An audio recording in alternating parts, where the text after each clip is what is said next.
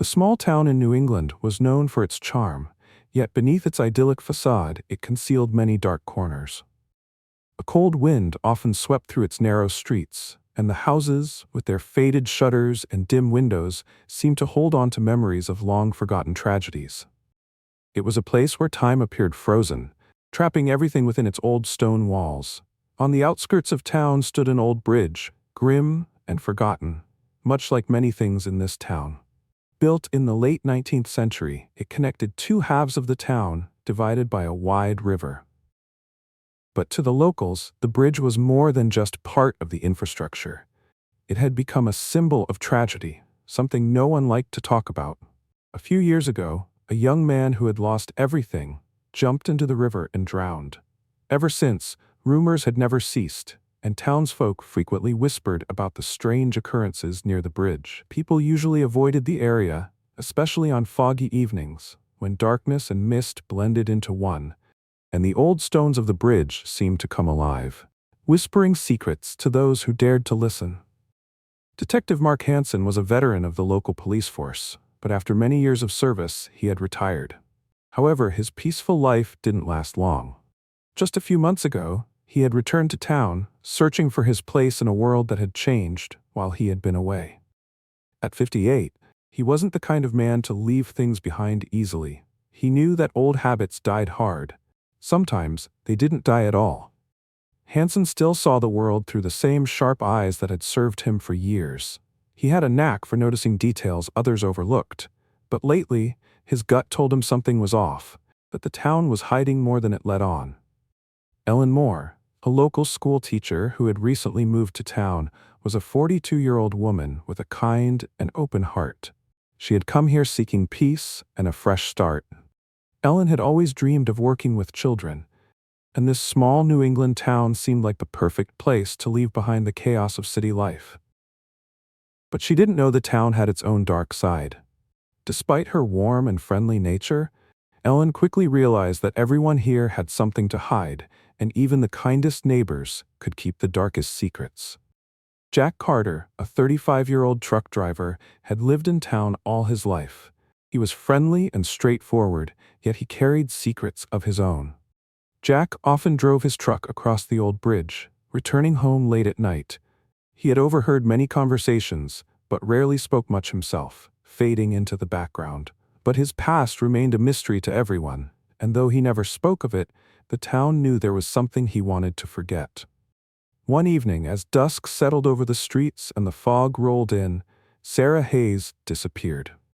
A young woman who had only recently moved to town, she was last seen going for an evening jog along the river, heading toward the old bridge.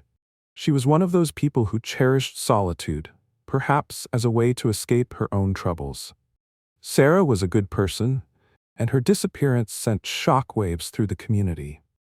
The local police found no trace of her in the first hours of the search.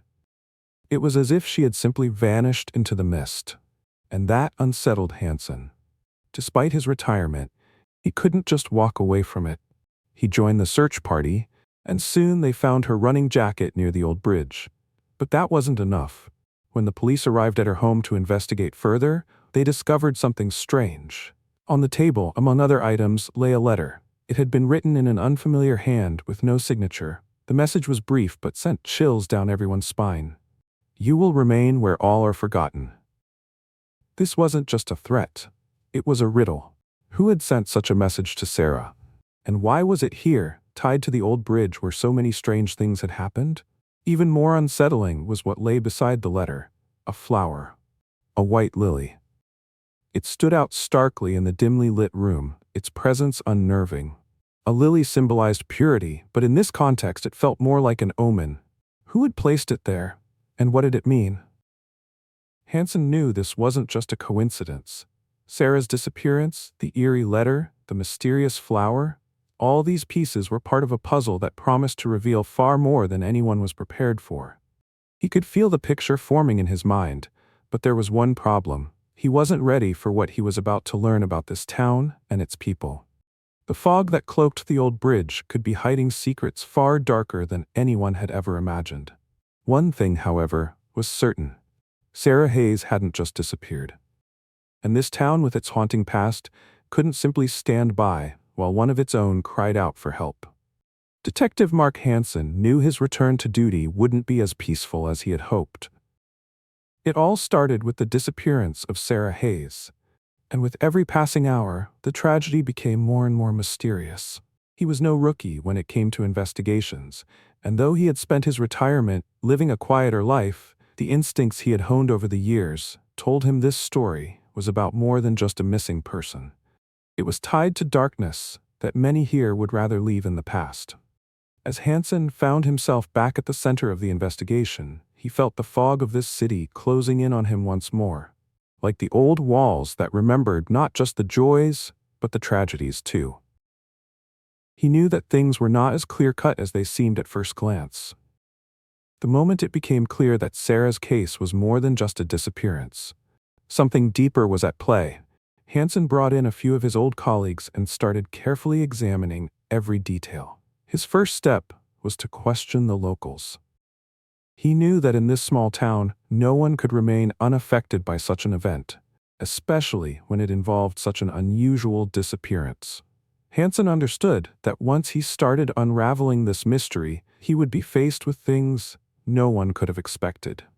Ellen Moore, a teacher who had only recently moved to town, became one of the first witnesses whose testimony could be relied upon. She was a calm woman, but even her slow and composed nature couldn't hide the anxiety she felt the evening she saw the strange figure on the old bridge. "I was out for a walk," Ellen explained in Hansen's office when she was invited to give a statement. "That evening, there was an unusually heavy fog.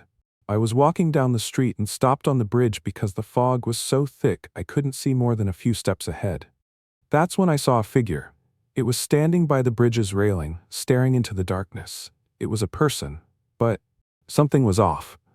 They moved strangely, like they didn't know where they were." Hansen listened intently. "Are you sure it was a person?" he asked, not taking his eyes off her face. Ellen nodded.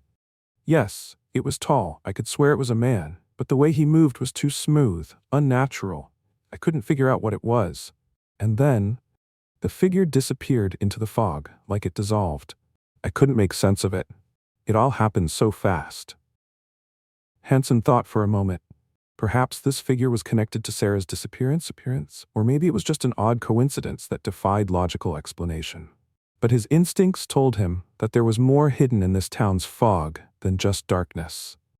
The next morning, search teams combed the area near the old bridge again, and it was then that new, troubling discoveries were made. During a thorough check, Sarah's mobile phone was found near the bridge. It was lying on the muddy ground, pressed against the stones as if someone had deliberately placed it there. Hansen waited for the experts to inspect the phone. "It's her phone," one of the officers confirmed. "But there's something off. It's turned off, and there's no activity on the screen from the last few hours." "Strange," Hansen muttered. "If she could turn the phone on, why didn't she call someone or send a message? That doesn't sound like her." The absence of any signs of activity, yet the presence of the phone, made Hansen think that someone had tried to conceal or destroy evidence. Why had the phone ended up there? Was it discarded by accident, or was it part of some strategy? With every step, the investigation was becoming more tangled. At the same time, new testimonies began to emerge from Sarah's neighbors. Several people mentioned that just a few days before her disappearance, they had heard strange sounds coming from her house.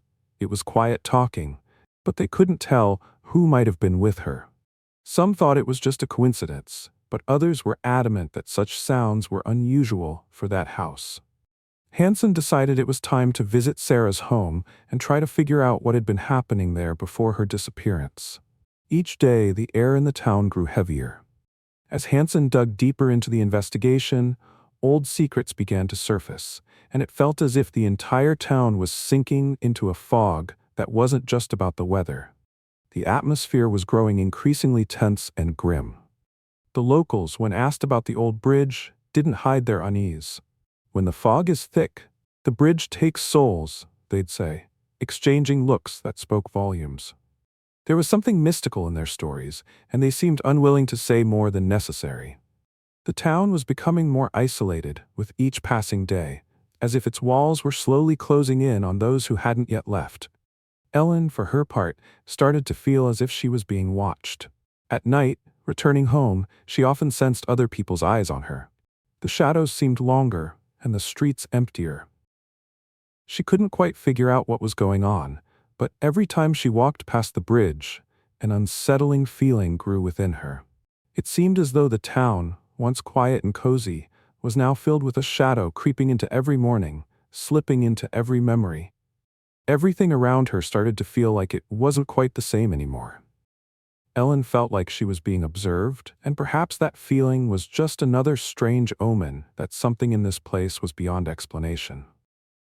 Something was wrong in this town, and Hansen, with his experience, knew they had only just begun to unravel the knot. But this knot was starting to resemble a web, and with every passing day it was becoming harder to escape. The mystery of Sarah Hayes' disappearance was getting more tangled with each passing day. Detective Mark Hansen kept digging, despite all the obstacles that seemed to pop up in his path. He was used to the dark sides of the city, but this case was different. When he discovered the connection between Sarah and the local landowner, Dan Walsh, it became clear that his investigation was about to take an unexpected turn. Dan Walsh was an influential man in this town. His name was tied to large land projects and developments that were set to change the face of the city. But the more Hansen dug into his affairs, the more he began to realize that Walsh was not what he appeared to be. Behind his success, there was a web of unsettling details. Sarah Hayes had gotten involved in a land dispute with Walsh, who was planning to build a new housing complex on land that Sarah believed should be preserved. Rumor had it that Sarah, as an activist, had been speaking out against the destruction of local forests and natural areas. She had been collecting signatures, holding meetings with locals, all while facing constant threats from Walsh. As Hansen searched through her apartment, he found several notes with written threats. It seemed Walsh was not someone who forgave easily. Something about these threats didn't sit right with Hansen. He had seen firsthand how ruthless people with power could manipulate and pressure others, and he understood that Sarah was too strong-willed to simply back down. Her disappearance might have something to do with this conflict, but Hansen felt there were still many layers to the story that had yet to be uncovered. But while he was trying to make sense of this case, other dark secrets began to surface. Jack Carter, the local truck driver who had seemed so carefree and friendly, was connected to a woman's disappearance in another state. It all started when Hansen found old records in the database mentioning his name. Jack had been the prime suspect in the disappearance of a girl in Vermont, but the case had never been solved, and Carter had quietly moved on to New England. Hansen was puzzled. He knew Jack as a quiet and reserved man, but he never thought he might be involved in something so dark. At first, Hansen didn't want to believe the connection, but the more he studied the case details, the more he felt that Jack might be hiding something. Was his job as a truck driver just a coincidence, or was he somehow involved in Sarah's disappearance? Ellen Moore and Mark Hansen started working together, despite their differing approaches to the investigation. Ellen was determined, and she clung to the idea that everything in this town had something to do with the supernatural. The fog, the bridge. Her stories of strange events and inexplicable feelings when passing the bridge made Hansen skeptical. But he couldn't completely disregard her testimony. They both knew something was happening here, and they were ready to uncover the truth, no matter what it took. Despite her inner doubts, Ellen decided to follow her gut feeling that the town was hiding something much bigger. She believed the strange occurrences she'd noticed around her couldn't just be coincidences. The bridge, that mysterious symbol of the town, was more than just an old structure connecting two banks. Ellen believed it was part of a larger story that could explain the disappearances of women in the area. One day, while digging through archives and old papers, she came across a journal. It belonged to the previous owner of her house, a man named Jonathan Gray. In his writings, she found accounts of several disappearances of women near the old bridge. Gray wrote that these events happened every autumn, and many believed the bridge somehow lured people into another world. His entries grew increasingly unsettling, describing strange events and visions. He wrote that he felt the presence of something non-human and that the fog on the bridge troubled his soul. Ellen was shaken, but at the same time, this journal became the key to the mystery. What if these disappearances weren't just the result of human actions, but something bigger? Something that went beyond logical explanation? Hansen was less inclined to believe in the supernatural, but he too realized there was something about this case they hadn't yet figured out. His experience told him the disappearances could have a more grounded explanation, but he couldn't rule out the possibility that the clues might lead to something darker and unexplainable. Late one night, as Ellen was heading home, she felt that familiar strange chill that always accompanied the fog. But tonight, it wasn't just fog. It was thicker, as if it were wrapping around her, and every movement seemed to slow down. Suddenly, her eyes locked on the old bridge. At the far end, a dim light flickered in the fog. Ellen froze. This light couldn't have come from ordinary street lamps. It was soft and yellow, as if someone had lit a candle on the opposite bank, but there were no candles there. Something compelled her to step closer. She felt her heart race, and the further she went, the more unnatural the light became. It pulsed, almost like it was beckoning her. When she reached the bridge, a woman's voice reached her ears. It was soft, barely audible, but Ellen could hear it in every fiber of her being. The voice sounded like a call, and it felt familiar. It was as if she had heard it before. The voice spoke only a few words. Don't come closer." Ellen froze, fear gripping her. The voice was insistent, but was it real or just a product of her imagination, fueled by fear? She stood there, her hands cold, her feet seemingly stuck to the ground by an invisible force. And at that moment, the light went out. It was as if someone had snuffed out a candle and complete darkness returned. Her thoughts were a blur, and she didn't know what to do next. But Ellen knew that what she had just experienced wasn't a simple coincidence. The bridge, that eerie yet beautiful bridge, was calling her again. Each day became more tense, and she realized she could no longer ignore the strange happenings around her.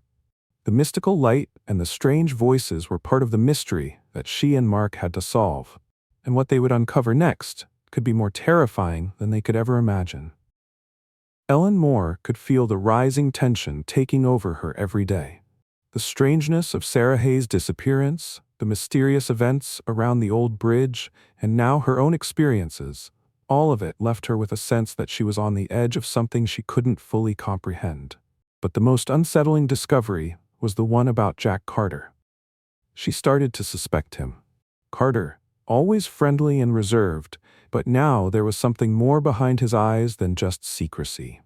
Recently, he seemed to always be around when strange things were happening, and his behavior grew more and more enigmatic. Ellen could feel that he was hiding something. His confidence in saying, "I know something important," felt more like an attempt to distract her from the truth. He kept talking about how important it was for her to come to the bridge to see it with her own eyes. But she couldn't understand why this bridge was becoming so significant to him. "You need to see it for yourself," he told her one day when she asked what he was hiding. "I can't explain it all in words. You'll understand when you're there." Ellen agreed to meet him at the bridge, despite her doubts.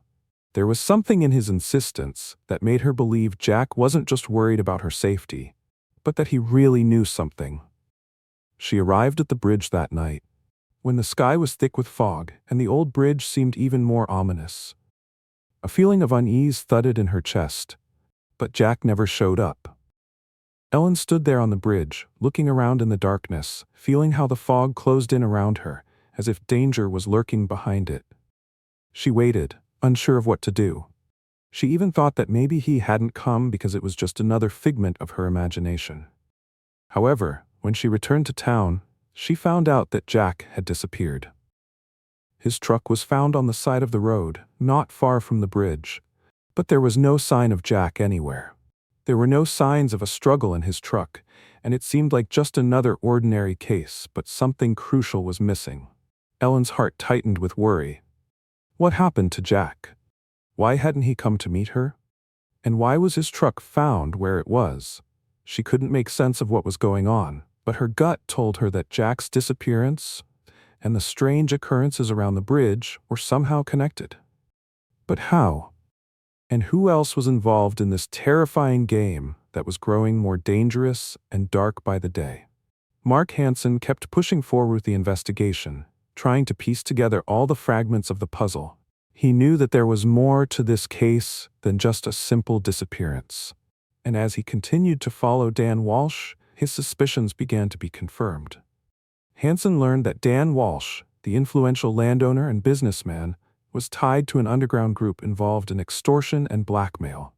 Walsh had always seemed like a model citizen, but beneath his prosperous facade was a world few knew about. He was involved in shady dealings that no one dared speak of. Further investigation showed that his business, which dealt with buying and selling land, wasn't all above board. He used his power to intimidate and manipulate people, demanding money or involvement in illegal transactions. Some local entrepreneurs who found themselves in his debt disappeared without a trace. But the scariest part was that Walsh's connections to underground gangs could be related to Sarah's disappearance. Hansen felt he was getting closer to the heart of this shadowy web. Walsh was not just a landowner, he was part of something far more dangerous, and now that nightmare was starting to crawl into the light. But to figure out who was truly behind the disappearances and what connected all these events, they had to tread carefully. Meanwhile, Ellen continued her own investigation. In the evenings when the town sank into silence, she felt like someone was watching her. At first, she chalked it up to her own fears, but with each passing day, it became clearer that someone was indeed following her. One day, when she came home, she found strange evidence in her house that couldn't just be a coincidence. Her journal, where she wrote her thoughts and suspicions, was turned upside down. The pages were spread open, and among them, one note was written in someone else's handwriting. "Don't dig any further." Ellen froze, realizing that someone had broken into her house, and not just to snoop. She immediately closed the journal, but the tension didn't leave her. The sense that her life and the lives of those around her was in danger became more and more real. With each passing day, more people seemed to be involved in this terrifying story, and more clues pointed to the old bridge, the very same bridge that had witnessed disappearances and mysterious happenings. The bridge that could be both a symbol and the cause of everything unfolding. But the scariest realization came when Ellen understood. She and Hansen had stumbled into something much bigger and more dangerous. The mystical shadow hiding behind the disappearances and strange events wasn't just a trick of the mind. It was something more. And they were likely on the edge of discovering something horrifying that stood behind it all. Ellen knew she had to act. She couldn't just sit and wait for danger to catch up with her. But the deeper she dug into the investigation, the more she realized she and Hansen were on the verge of uncovering something neither of them could have ever imagined. Several days had passed, but Ellen couldn't shake the feeling of anxiety and fear. The more she dug into the investigation, the more she realized that she had become a part of a game with no apparent way out. And just when it seemed like there was nothing left to surprise her, she stumbled upon the final key piece, the diary of Sarah. Ellen found it in the most unremarkable place, a dusty old box in the attic, locked with a key. She'd been in the house before but had never noticed it, and now, with her soul tortured by fears and on the verge of a breakdown due to the strange events, this diary became her last hope. It was filled with Sarah's thoughts and feelings in the days leading up to her disappearance. Sarah couldn't ignore the danger. In the pages of the diary, she wrote openly about her fears, about how her life had become threatened.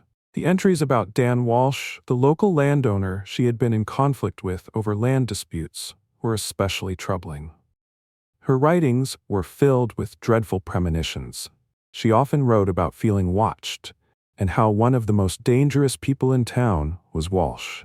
"I can't keep hiding this from myself. He's not just threatening me, he's determined to destroy everything I'm trying to protect. He won't stop until he gets what he wants," Sarah wrote in one of her last entries. These words haunted Ellen. Now she could understand that Sarah's disappearance wasn't just a coincidence. Walsh was involved, but how could she connect him to the ominous events surrounding the old bridge? The thought started to take shape in her mind. and the more she pondered it, the clearer it became. The bridge was the key to everything. Meanwhile, Hansen wasn't sitting idle. He continued his work and soon uncovered some crucial information.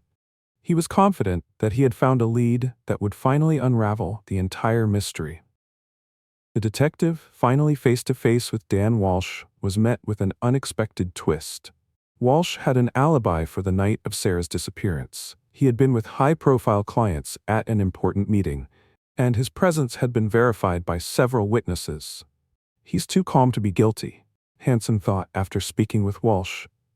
There were no emotions on his face, no tension that usually accompanies someone trying to justify themselves. It was like he was too confident. All of this made Hansen suspect that he was overlooking an important detail. And just when it seemed like the investigation had hit another dead end, Ellen and Hansen decided to return to the bridge. That's where the important answers were hidden. The whole town seemed to live under its shadow, and its dark waters consumed everything that tried to escape. After discovering that Walsh wasn't connected to Sarah's disappearance, Hansen and Ellen decided to continue searching for other leads that could lead them to the truth. And that's when they began to uncover the history of the bridge itself, which revealed something that changed everything. The bridge was old, and its history was filled not only with legends, but also with tragedies that grew darker with each passing year. One of the most terrifying episodes was linked to women who had disappeared in the past, as well as the mysterious death of a family that had once lived near the bridge. They had died after their land was taken by a corrupt official, and now, years later, their descendants were seeking justice. Ellen and Hansen soon discovered that the killer was the very person whose family had been destroyed by Dan Walsh's injustice. This person, having lost everything, sought revenge for his loss, and the bridge became his tool for vengeance. He had built a network of rumors and fears around him to cover his tracks, manipulating people by using their fears and weaknesses. Now, Ellen had become his target. He knew she was one step closer to the truth, and she was the one he planned to make his next victim. At the moment, when everything seemed to be at its breaking point, Hansen sensed that it was time to act quickly. He had learned about the killer's plans, but didn't know how fast he could get to Ellen. When Ellen found herself in danger, everything she had experienced turned out to be part of a carefully planned game. The killer knew she would search for answers and used her fears, her intuition, to distract her from the real goal, his own identity. Sarah's diary, the mysterious sounds, her nightmares, everything was part of a well-crafted cover-up, creating the illusion that the bridge itself was to blame. You think it was the bridge that lured the women into its trap? No. The bridge was just a place where I could hide and watch you, the killer said when he finally met Ellen. He stood in the shadows, hiding his face, and everything became clear. He knew she would eventually face the truth. You're the only one who could see me? He continued. You're the only one who can understand that this bridge isn't what we think it is. It's not a symbol. It's a place where all the truths are hidden, and all the secrets remain behind its walls. When Hansen arrived in time and intervened, he was able to stop the killer, but now Ellen felt that this town and its dark secrets would never let her go. The bridge, that ominous symbol of fear and death, stood silently holding the darkness of all those who dared to look into its shadow. The quiet waters of the river flowing under the old bridge were the only sounds that filled the night's silence. Ellen, standing on that very bridge, felt the cold mist wrapping around her, as if trying to absorb all of her emotions. Thoughts about what this place was hiding, what secrets it remembered, and what stories it had swallowed, crept into her mind. She knew that the bridge wasn't just stone and concrete, but a silent witness to tragedies, hiding more than had ever been spoken aloud. But this time it wasn't the fog, it was clarity, the kind that comes after long months of tense investigation. The killer had been exposed, and the truth finally surfaced like a dead body rising to the surface of the water. He turned out to be someone no one had suspected, John Baker, a local man, a former woodsman who had lived in the town his entire life but always remained in the shadows. He was a quiet, unremarkable person who never attracted attention, but his past hid deep pain. Driven to despair, Baker, who once worked near the forest and the bridge, became the very person whose tragedy turned into a thirst for revenge. His motive was simple and hauntingly personal: revenge for the death of his daughter. Several years ago, her death had been directly tied to the machinations of Dan Walsh, who had exploited Baker's trust to acquire land. Walsh sold land for development using corruption and threats, but this led to the death of Baker's daughter, who was among the victims of illegal logging that caused her death. John Baker lived with this grief and resentment, and over time, revenge became the only purpose in his life. At first, he tried to find justice through the law, but in his small town, where Walsh was so influential that he could manipulate even the justice system, no one would listen to him. Baker gradually lost hope in the justice system and decided to take matters into his own hands.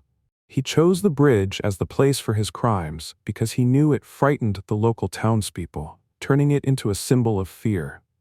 Every time the fog cloaked the bridge, he felt his plan was coming closer to completion. Using fear, rumors, and manipulation of the locals, he diverted attention from his own identity, making people look for answers in the past, which concealed even more secrets. When Hanson and Ellen began to suspect him, Baker used their doubts and fears to confuse their trail. He played with their intuition and expectations like a master manipulator. But when Sarah's journal and other clues started to connect, everything became clear. John Baker was the one who had lost everything due to someone else's selfish games, and now his revenge was final. He used the bridge to lure his victims, build his illusions, and then leave nothing behind but fog and fear. The bridge turned out to be more than just a crime scene. It was a symbol of the darker processes happening in the heart of the town itself. It became a reflection of shattered lives, of intertwined fates, of people who were destroyed not only by the crimes, but by the moral vacuum they sank into. Hanson realized this when he himself came to understand that the town didn't just exist. It was a living organism that absorbed all its ailments and secrets, keeping them forever. The bridge wasn't just a place that connected two shores. It was a place that connected the living and the dead. It was a place where forgotten secrets and regrets didn't die but continued to live in their manifestations, in fears and false accusations. For Ellen, the bridge became not just a symbol of terror, but a symbol of release. She finally understood that she needed to leave behind the town that had kept her in its grip all this time. And despite all the revelations, she couldn't find the strength to stay. Ellen was in the car, preparing to leave the town. In her eyes burned not just a sense of relief, but a certain emptiness. Everything that had happened had changed her forever, and now she couldn't return to the life she had before the investigation. She knew, just like everyone else here, she couldn't just leave everything behind. This town had left its mark on her, and no matter how hard she tried to run, a part of her would always remember this place. Driving along the road by the river, Ellen glanced out the window and saw the bridge, framed by thick fog. It stood there, like a silent witness to everything that had happened and to what would never be forgotten. Hanson stayed in the town. It was his place, his duty, and he knew that only he could restore justice, and only he could find a way to bring this town to the peace that seemed forever lost. He kept working, and though the personal pain of what had happened remained, he felt that it was his responsibility to protect this town. Everything was behind them. But for many people, the bridge would continue to be a symbol of something bigger. It was a place where different stories and different fates intersected. It was a place where shadows never disappear. The bridge, shrouded in mist, hiding old stories. The fog that never leaves, even when the night ends, and it seems the past still lives among us, hiding its last secrets.